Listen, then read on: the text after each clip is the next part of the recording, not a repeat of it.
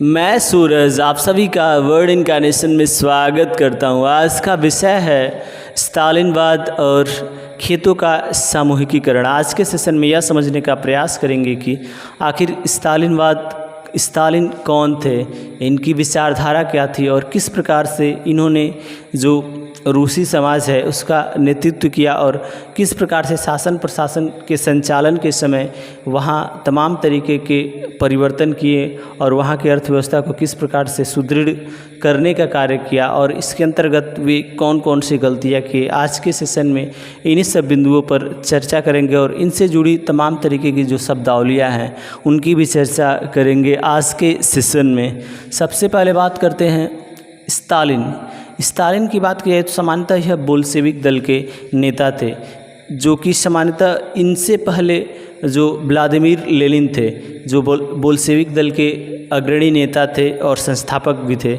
उनके बाद से अगर कोई प्रबल जो नेता या प्रभावशाली नेता रहा तो वो थे स्टालिन, जिन्होंने तमाम तरीके के परिवर्तन किए शासन प्रशासन में और तमाम तरीके के नीतियाँ लागू की, जिससे कि वहाँ के रूस के मजदूर वर्ग का विकास हो सके, उनका भरण पोषण सही से हो सके और किसी प्रकार की उनको दिक्कत न हो।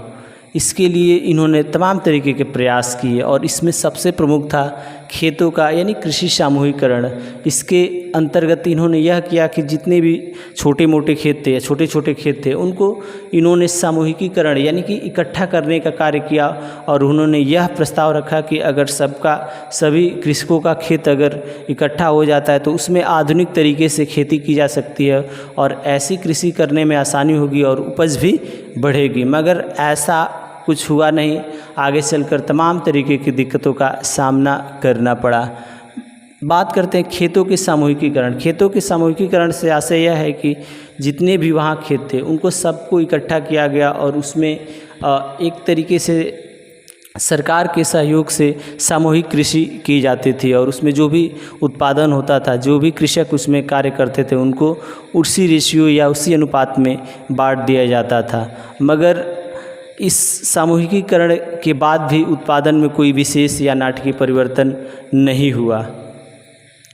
अब बात करते हैं कूलक रशिया के वैसे किसान थे जो बहुत ही बड़े ज़मींदार थे, यानी कि जिनके पास बहुत ज़्यादा भूमि थी, उनको कूलक बोला गया और वे कहीं न कहीं जो भी समाज था उसमें उनका ज़्यादा प्रभाव था। वे प्रभावशाली और सम्मान की दृष्टि से देखे जाने वाले व्यक्ति थे। अब बात करते हैं कोलखोज की बात की जाए तो जितने छोटे छोटे खेत थे उनको जब सामूहिकीकरण किया गया और एक एक प्लॉट बनाया गया बड़ा बड़ा, तो उन प्लॉटों को ही कोलखोज बोला गया और जिसमें सभी छोटे मोटे मजदूर या किसान काम करते थे। अब बात करते हैं अकाल।